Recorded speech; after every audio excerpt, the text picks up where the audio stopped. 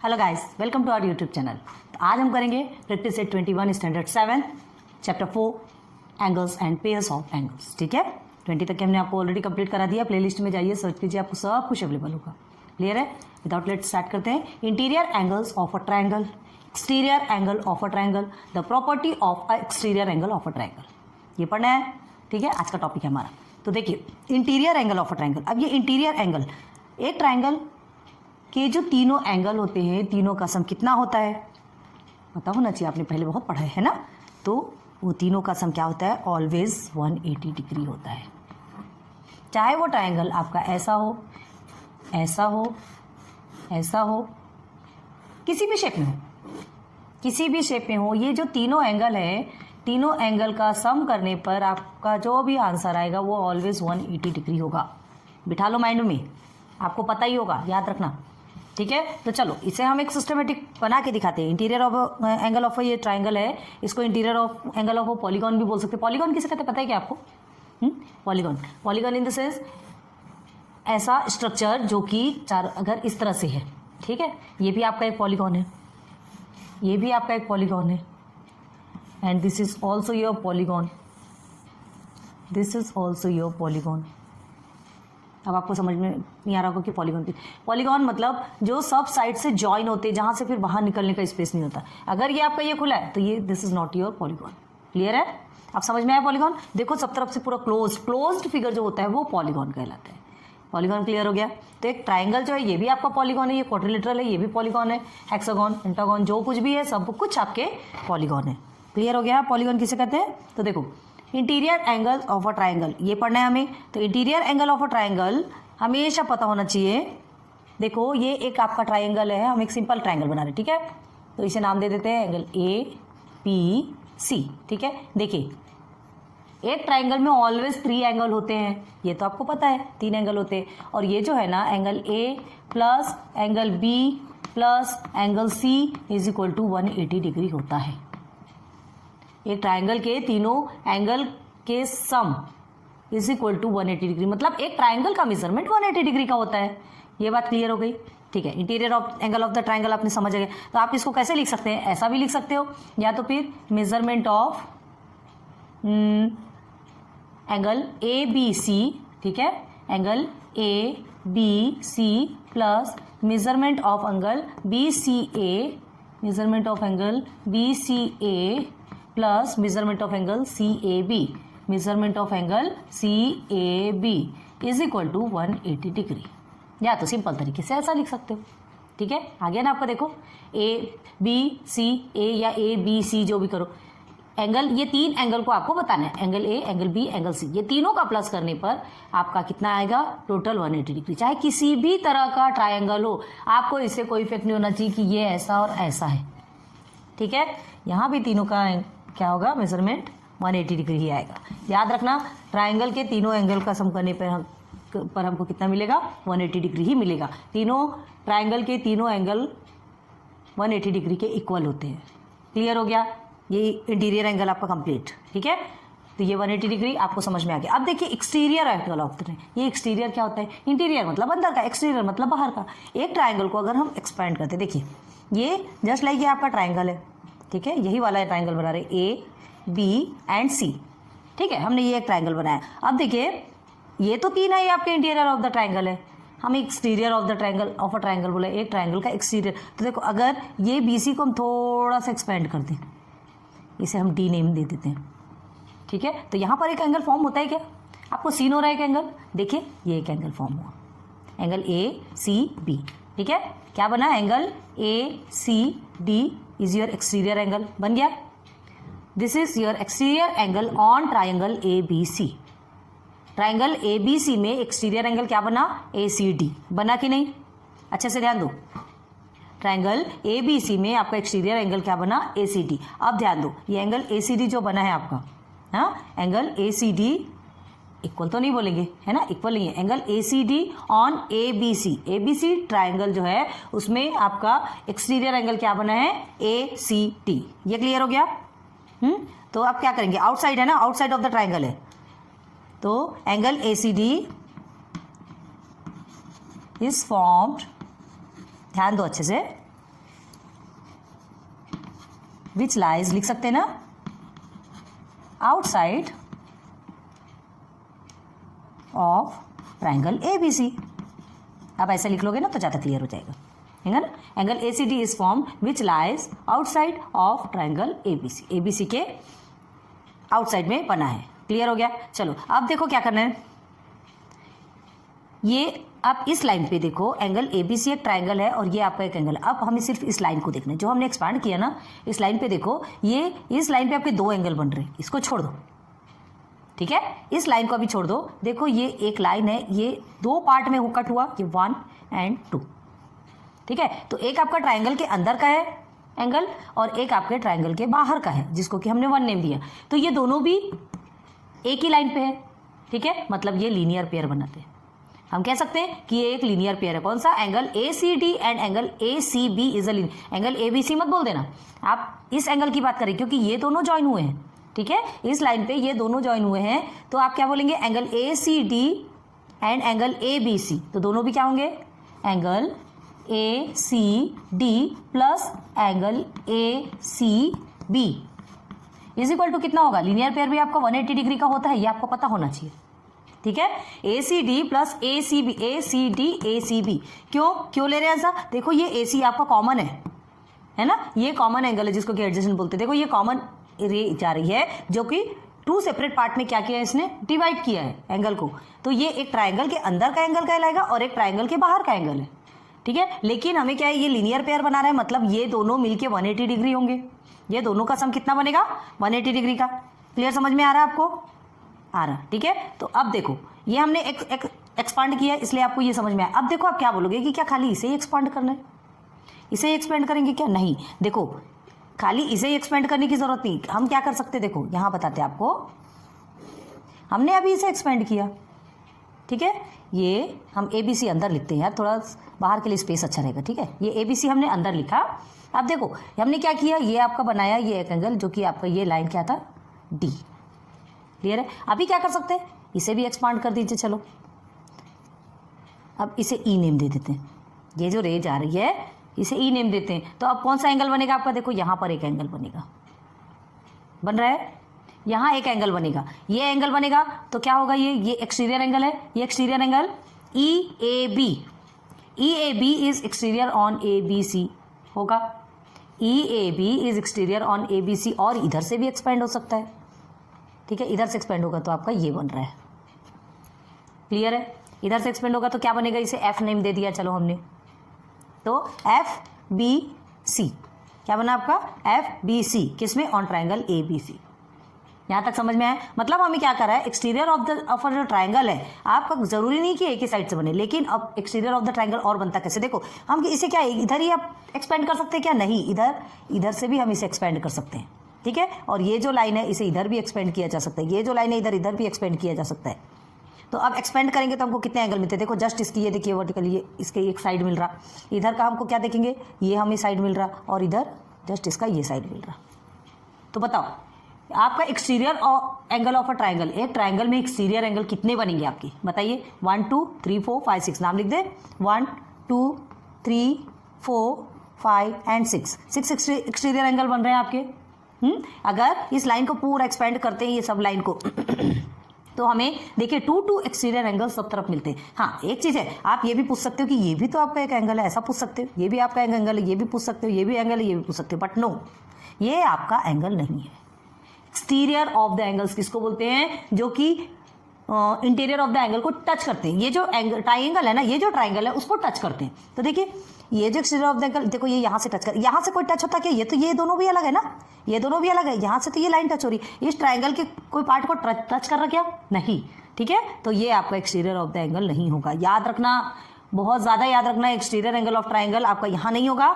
ये दोनों होंगे जो कि देखो उसके एक एक पार्ट आपके ट्राइंगल को टच कर रहे हैं। यहाँ देखिए, यहाँ भी ट्राइंगल के एक एक पार्ट, ये एंगल का एक एक पार्ट इधर टच कर रहा है। यहाँ भी देखिए इधर ट्राइंगल के पार्ट को टच कर रहे हैं। क्लियर है। तो जो आपके ट्राइंगल के पार्ट को टच कर रहे हैं वही आपके क्या कहलाएंगे? Exterior of the angle. तो in a exterior angle have, sorry in a triangle have 6 exterior angle. लिख सकते हैं इन अ ट्राइंगल हैव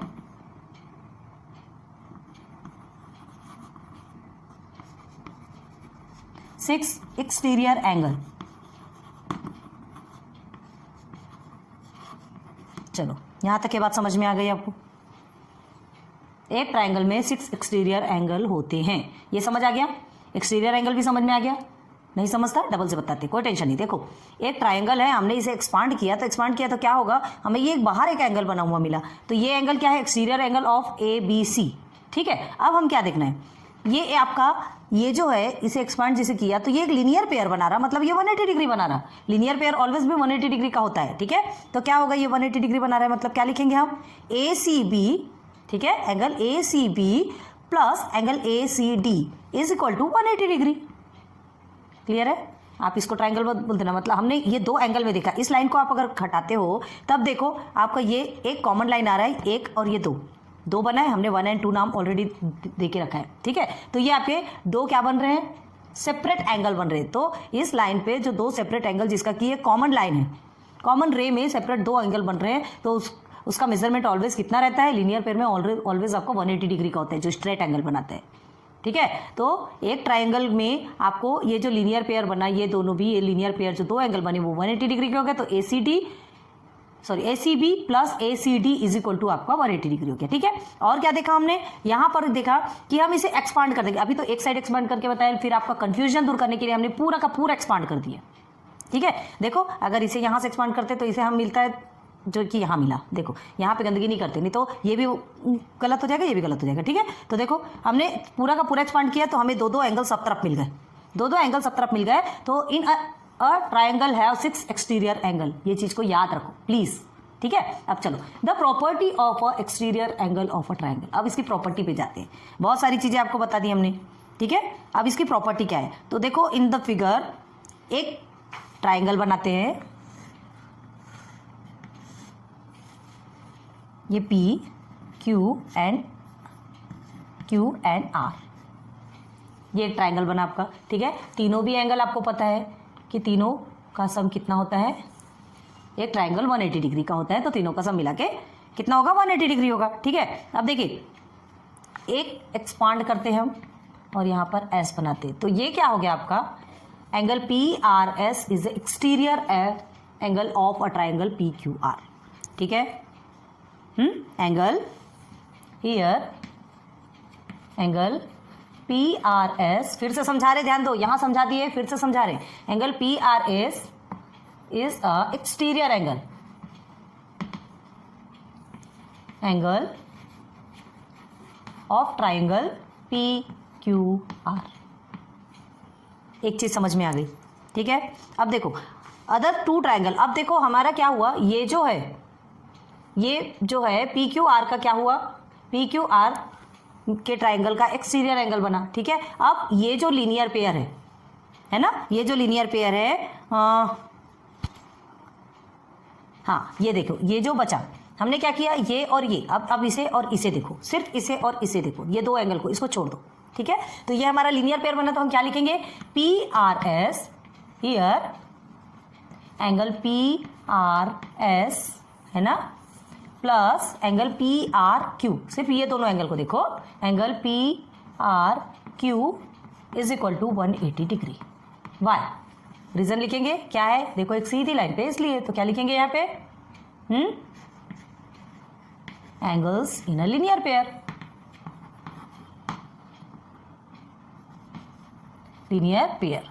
ठीक है, एक ही लाइन पे है दोनों एंगल, लीनियर पेयर है, मतलब वो 180 डिग्री हो गया। यहां तक समझ में आया। अब देखो, अब सीधे सीधे ये ट्रायंगल के अंदर आ जाओ, अब उसको छोड़ दो। ठीक है, ये बाहर का छोड़ दो, ये ट्रायंगल पे। अब ये ट्रायंगल की प्रॉपर्टी क्या है कि जो तीनों एंगल है, तीनों एंगल का सम होता है वो कितना होता है, 180 डिग्री का होता है। ठीक है, तो क्या लिखेंगे यहाँ पे,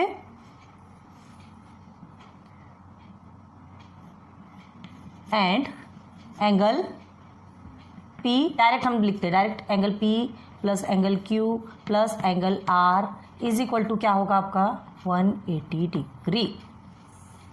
ठीक है, 180 डिग्री होगा।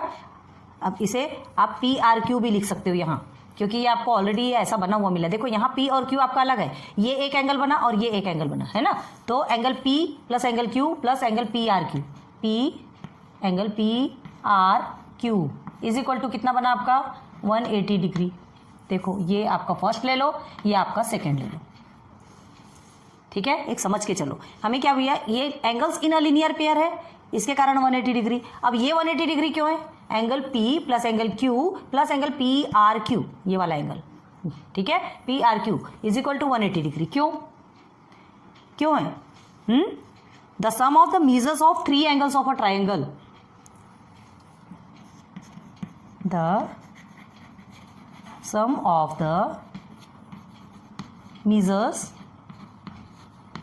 of 3 angle of a triangle is 180 degree. ये चीज़ें ध्यान रखो, ठीक है, 180 डिग्री, इसलिए तीनों का क्या हुआ 180 डिग्री। ठीक है, यहाँ तक समझ आ गया। अब देखो क्या करना है, ये 180 डिग्री मिल गया। अब हम क्या कर सकते हैं, दोनों भी 180 डिग्री मिल रहे हैं। देखो ये लीनियर पेयर का भी 180 डिग्री है और ये भी 180 डिग्री है, तो हम क्या कह सकते हैं, ये दोनों भी एक दूसरे के इक्वल है, क्योंकि दोनों का की वैल्यू कितनी आ रही है 180 डिग्री। तो ये एंगल और ये एंगल सब एक दूसरे के इक्वल है, तो हम क्या लिख सकते हैं, एंगल, देयरफॉर एंगल PRS, पहले इसे लिखेंगे PRS plus PRQ is equal to किसके इक्वल है, angle P plus angle Q plus angle PRQ। लिख सकते कि नहीं? आपको लग रहा होगा ये PRQ क्यों लिखा है, यहाँ पर सीधे R क्यों नहीं लिखा। देखो हम क्या बोल रहे हैं, ये एंगल और ये एंगल जबकि आपका PRS और PRQ ऐसा पूरा बना है, ये सेपरेट एंगल है, ये इसका अभी किसी के साथ में रिलेशन अभी बना क्या, नहीं बना, इसलिए एंगल P सेपरेट है, एंगल Q सेपरेट है, लेकिन एंगल PRQ और एंगल PRS ये दोनों का कुछ रिलेशन बना ना, इसलिए हम PRQ इसके साथ भी PRQ लिखे, क्योंकि ये आपका एक एंगल बना हुआ है। क्लियर है? तो चलो अब यहाँ पे दोनों में देखो, ये दोनों भी एक दूसरे के इक्वल है, ये दोनों भी एक दूसरे के इक्वल हैं। अब हमें इसे सिंप्लीफाई करना है, तो कैसे करोगे, कैसे सिंप्लीफाई कर, देखो दोनों में भी PRQ आ रहा है, तो दोनों भी हमने क्या कहा था, इक्वल के इधर और इधर जो सेम होता है वो क्या हो जाता है, क्रॉस। एक साइड इस साइड और उस साइड जो दोनों होता है वो क्रॉस हो जाता है, तो बचा क्या, देयरफॉर कितने अच्छे से निकल के आ रहे हैं, देखो एकदम मजेदार चीजें निकल के आ रही है। Angle P plus angle Q, मतलब हमको एक्सटीरियर एंगल की प्रॉपर्टी क्या बनी, वो निकल के आ गई। मतलब एंगल PRS जो है ना, ये जो एक्सटीरियर एंगल है ना, ये किसके इक्वल है, दिस प्लस दिस। ये angle P plus angle Q के इक्वल क्या है, एंगल PRS। ये आपकी प्रॉपर्टी है, रट्टा मार लो, याद कर लो। समझ में आ रही बात? PRQ को हमने क्यों कट किया, दोनों साइड जो सेम रहता है वो कट हो जाता है, जो एक्स्ट्रा बचा बस ये बचा, तो ये आपकी प्रॉपर्टी बनके सामने आई। हमने एक्सटीरियर एंगल की प्रॉपर्टी देखी, यही प्रॉपर्टी अभी आपके बहुत ज्यादा काम आएगी। ठीक है, मतलब एक्सटीरियर एंगल जो है वो किसके इक्वल होता है, remote angle, remote in the sense जो फर्दर, जो से बहुत दूर होता है। तो देखो ये जो एक्सटीरियर एंगल है PRS, ठीक है, इससे दूर कौन कौन से एंगल है, ये P है और एंगल Q है। ये है क्या, नहीं, ये तो इसको ज्वाइन करके है ना, ये तो इसके ज्वाइन में, ये तो लीनियर पेयर बना रहा है, ये इसके ज्वाइन में, तो आपका ये एंगल नहीं कहलाएगा। इससे इस एंगल से जो दूर है, तो ये जो दूर है, ये दोनों का सम इस एक्सटीरियर एंगल के इक्वल होगा। आ रही बात समझ में? अब वैसे ही आप क्या करोगे, अगर आप इसे एक्सपेंड कर देते हैं, इसे एक्सपेंड करते हैं, तो आपका ये एक्सटीरियर एंगल बनेगा। ठीक है, ये एक्सटीरियर एंगल बनेगा, तो आपका ये जो रहेगा इसका कोई काम नहीं है, इसका फर्दर कौन सा कहलाएगा, ये और ये। तो इस एक्सटीरियर एंगल का सम क्या कहलाएगा, angle Q plus angle R। Clear है? और जस्ट इसके अपोजिट आप इधर भी ले आएंगे, Q को हम यहां लिख देते हैं। अगर हम इसको इधर लाते हैं और आपका ये एंगल एक्सटीरियर बनता है, तो इस एक्सटीरियर एंगल का रिमोट एंगल कौन सा, remote in the sense TV वगैरह का, AC का रिमोट नहीं बोल रहे हैं, रिमोट का मतलब जो दूर, फर्दर जो दूर है ना, तो इससे दूर वाला एंगल कौन सा, ये और ये है ना। तो this exterior angle plus is equal to this plus this. Clear हो गया? बस सेम है। आपको एक का समझ आ गया, बाकी का तो आप ऑलरेडी बना सकते हैं। ठीक है, तो ये चीज को ध्यान रखो, हमने तो यहां पर आपको नेम देके बताया, बस इतना ध्यान रखो कि exterior angle is equal to remote angle plus of remote angle. ठीक है, सम ऑफ रिमोट एंगल लिख दो, exterior angle is equal to sum of remote angle, और रिमोट का मतलब दूर में। तो भाई एक ट्रायंगल में 3 एंगल होते हैं, तो ये एक एक्सटीरियर एंगल, इसके अपोजिट में 2 एंगल तो होंगे ही होंगे ना, ऑब्वियसली होंगे। तो ठीक है, ये समझ में आ गई ये प्रॉपर्टी आपको? क्लियर हो गई ना? नहीं यार, अभी थोड़ा सा दिमाग में घूमता है, कोई टेंशन वाली बात नहीं, क्वेश्चन में जैसे जाएंगे ना आपके लिए बहुत इजी हो जाएगा। देखो एक बार फिर से देख लो, interior angle of the triangle, तीनों एंगल का सम करते हैं। एक ट्रायंगल हमेशा 180 डिग्री का होता है, चाहे वो इस तरह से लिखो चाहे इस तरह से लिखो। ठीक है, अब देखो exterior angle of the triangle, exterior angle हमने क्या किया, एक लाइन को एक्सपांड कर दिया तो ये आपका लीनियर पेयर बन गया, ये दो एंगल बन गए। तो एक एंगल आपको एक्सटीरियर में हो गया और एक इंटीरियर में, तो ये दोनों मिलकर आपके लीनियर पेयर बना रहे। तो ACD plus ACB is equal to हमारा 180 डिग्री बन गया, ठीक है। और बस जैसे हमने ये बनाया वैसे ही आपको इधर भी एक्सपांड कर सकते हैं, ये भी एक्सपांड, मतलब पूरी लाइंस को आप एक्सपांड करेंगे तो देखो इस तरह से बनेंगे और इस तरह से बनेंगे। तो आपको बोथ साइड्स आपको 2 एंगल मिलेंगे, एक्सटीरियर एंगल। याद रखना कि ये आपका एक्सटीरियर एंगल नहीं है, क्योंकि ये ट्राइंगल को टच नहीं करता है। एक्सटीरियर एंगल वही कहलाएगा, ट्राइंगल का एक्सटीरियर एंगल वही कहलाएगा जो कि ट्राइंगल को टच करता है, ठीक है। वन साइड से ट्राइंगल को टच कर रहा है ना, तो ये 1 2 3 4 5 6 एक्सटीरियर एंगल बन गए। क्लियर हो गया यहाँ तक के? तो अब देखो property of the exterior angle कैसे निकला। हमने क्या किया था, PRS जो है ना, एक्सटीरियर एंगल है किसका, PQR का। अब देखो PRS और ये PRQ दोनों मिलके आपका लीनियर पेयर है, एंगल सीलर लीनियर पेयर, तो ये आपका 180 डिग्री बन गया। आप हमने लिख दिया उसे 1, ठीक है। अब angle P plus angle Q plus angle PRQ, इसे पूरा PRQ क्यों लिखा, क्योंकि हमें क्या हुआ, एंगल R, खाली R तो नहीं लिखोगे ना, क्योंकि आपको क्या है, दिस और दिस ये दोनों मिल गया है, ये दोनों मिला है PRQ और एंगल PRS, और ये दोनों सेपरेट है तो इसलिए हमने इसे सेपरेट लिखा, ठीक है। और PRQ आपका पूरा का पूरा एंगल मिल गया, मतलब ये ज्वाइन होके, तो हम इन्हें ऐसे लिख दीजिए एंगल R भी लिखोगे तो कोई टेंशन वाली बात नहीं है ना, एंगल R भी लिखोगे तो टेंशन वाली बात नहीं है, कर सकते हो। अब देखो 180 डिग्री, 1 2 3 तीनों को मिला के आपका 180 डिग्री होता है, ठीक है। और लीनियर पेयर भी आपका 180 डिग्री का है, मतलब जब दोनों इक्वल है तो फ्रॉम 1 and 2 ये दोनों को लेकर के हम ये दोनों को भी इक्वल बना सकते हैं, मतलब ये इसके इक्वल है, 180 डिग्री तो इक्वल है ही है ना, इसे लिखने की जरूरत ही नहीं है। यहाँ पर हमको जब ये दोनों का इक्वल 180 डिग्री है तो ये दोनों भी एक दूसरे के इक्वल होंगे, तो हमने लिख दिया sum of the measures of 3 angles of a triangle is 180 degree, इस कारण हमने 180 डिग्री लिखा। अब ये हमने लीनियर पेयर का लिखा और ये हमारा ट्राइंगल के तीनों एंगल का, ठीक है। तो यहां पर जो सेम था वो कट हो गया, जो एक्स्ट्रा बचा वो हमारी प्रॉपर्टी निकल के आ गई, किसकी, एक्सटीरियर ऑफ द ट्राइंगल की, एक्सटीरियर एंगल ऑफ ट्राइंगल की प्रॉपर्टी निकल के आ गई, जो हमारे लिए बहुत ज्यादा काम देने वाली है। क्लियर है? होप अच्छे से समझ में आया होगा बेसिक।